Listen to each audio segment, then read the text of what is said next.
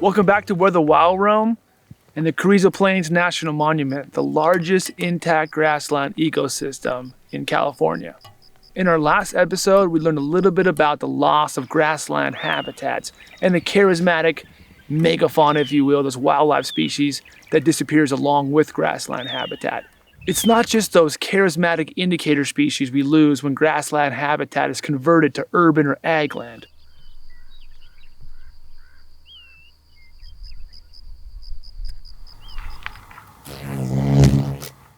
Ugh.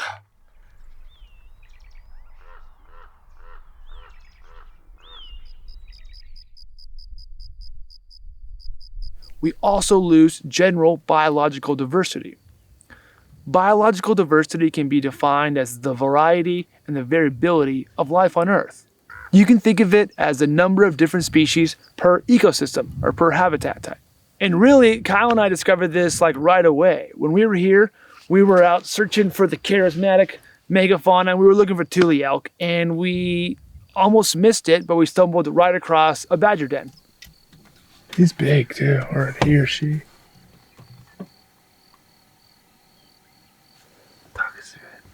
All right, so right here we have a badger.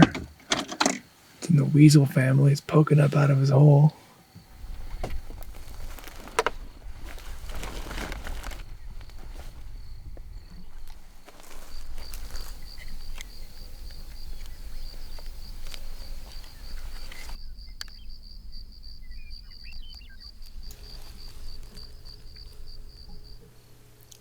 The American badger. Like we mentioned, the badger is related to weasels, and also skunks and otters and other small carnivores of the Mustelidae family. He's looking right at our camera. What is that?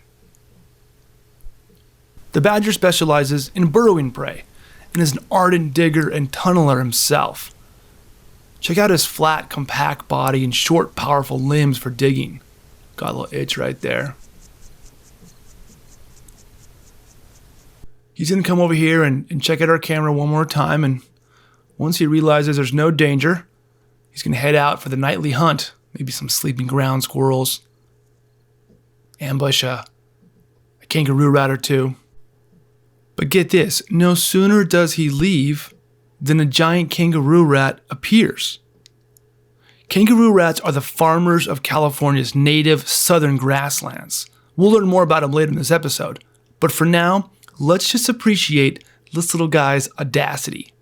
He's literally on the menu, but adamant to keep the lawn in prime condition at the mouth of the lion's den. A few hours later, the badger comes back. He's like, "What? Who's been trimming my grass?" Ask my environment. In the morning, our friend the badger takes one more look around. A little grumpy, he missed that kangaroo rat, and then heads down into his burrow to sleep the day away. And as soon as he does, another grassland species appears, this time a grasshopper sparrow, looking for insects at the edge of the hole, or maybe some seeds inadvertently carried and dropped by the badger's fur. A little while later, a pair of ravens walks up. Ravens are one of our most favorite birds. Super intelligent, probably the most intelligent bird in North America, and one of the most adaptable. Here they're looking for scraps or artifacts discarded by the badger. She's found a piece of fur perfect to line the new nest with.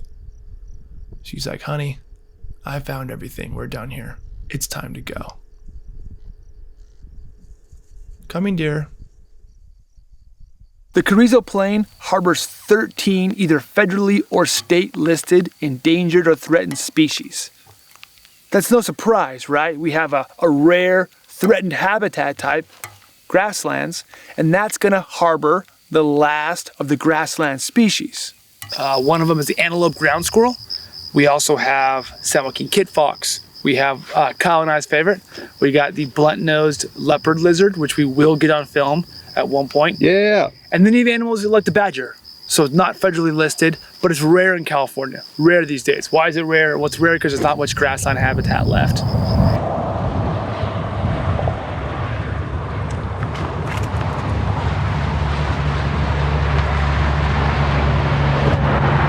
So I've seen two badger in California. One was in the Carrizo Plains. The other's right here on the side of I-5. I don't think I-5 is a completely impenetrable barrier, but it's pretty darn close to an impenetrable barrier. The Carrizo Plains is over those mountains right there, and over here is just agricultural fields. He probably or she didn't know where they were going, looking for a better spot, more habitat. Met their end here at I-5. This is habitat fragmentation and the loss of grasslands in California.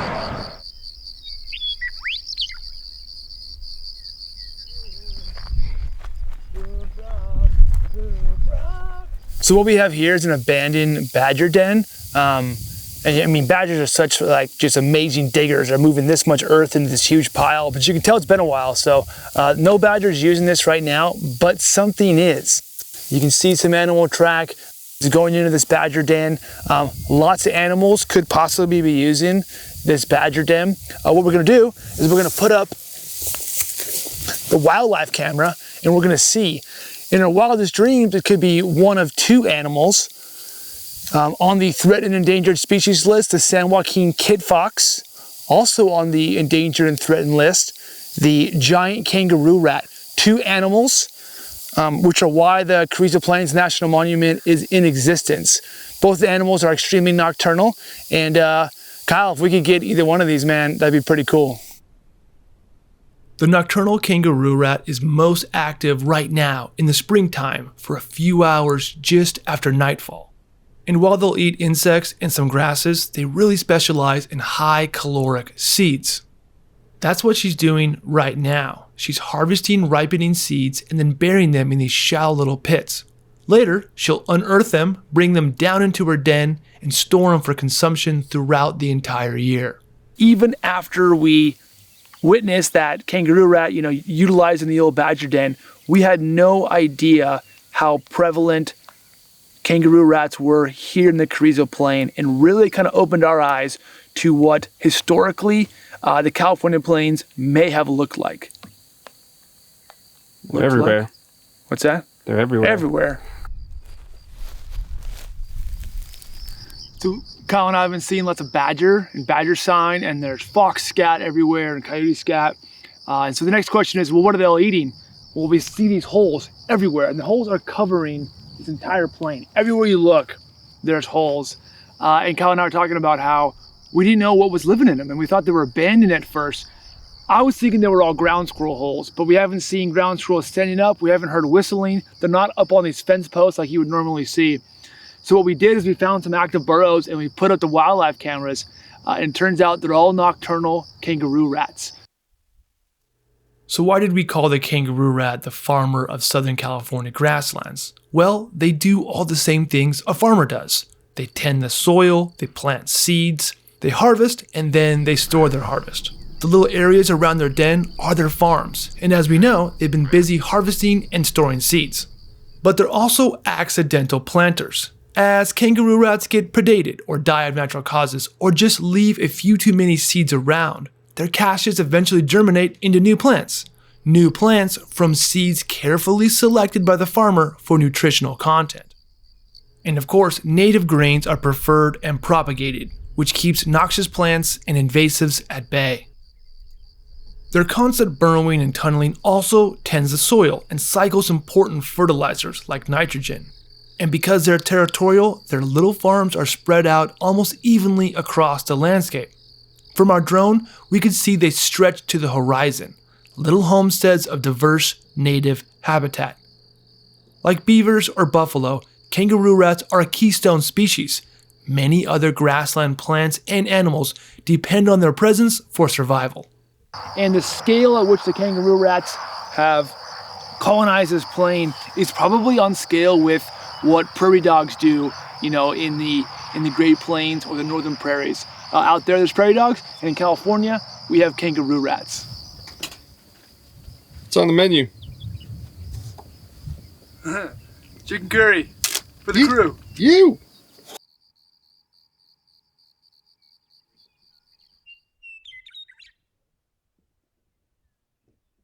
I believe we have another endangered species, the antelope ground squirrel, one of many state or federally listed endangered species in the Carrizo Plains.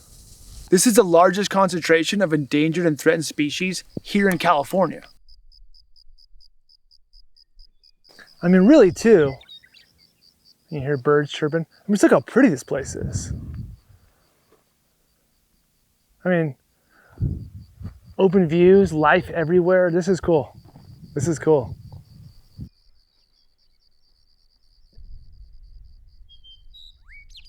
A high alpine forest, maybe up in the high Sierra Nevadas, Lake Tahoe, these pretty landscapes we all enjoy. The conifer trees up there are converting that sun energy into big trunks and pine cones and pine needles. And maybe there's a couple animals that can exploit those as food sources. And then you have a couple carnivores who are eating those herbivores. So by comparison, here you have almost 300 different types of plants in the Carrizo Plain National Monument converting that sun energy. And you have a whole host of herbivores, everything from the tule elk and the pronghorn that we've been seeing, down here to this ground level where you see these holes, the endangered antelope ground squirrel, the endangered giant kangaroo rat, tons of rabbits and different types of gophers and moles and voles. And all of those animals are eating all these plants. And then there's a whole host of carnivores eating those animals, eating the herbivores. We've been seeing badger, we're hearing coyotes every morning. There's the endangered San Joaquin kit fox. We have snakes out here. We have all kinds of birds of prey, several types of owls, several types of hawks. And so when we talk about biological diversity, that's exactly what we mean. We mean a big, wide pyramid, tons of plants that feed a bunch of herbivores, and a bunch of types of carnivores are eating those herbivores. So this system here is much more biologically diverse than some of our favorite landscapes, like a desert canyon or a high alpine national park.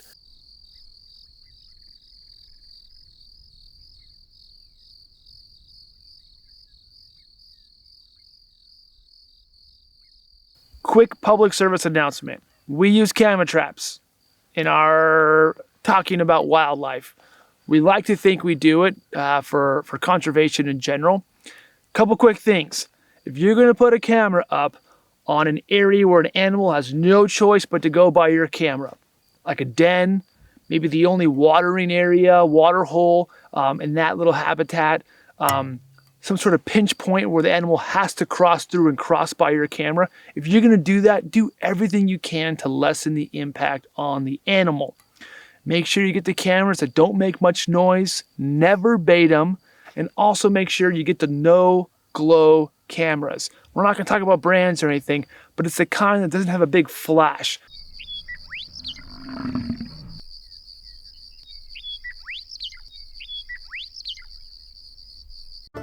Where the Wild Roam is hosted by Joe Flannery. My grandfather was a park ranger. My parents were both park rangers. I was the third generation. I've been lucky enough to spend my entire life outdoors, learning and working in conservation. And I'm excited to share that knowledge with you. With Kyle Lancaster.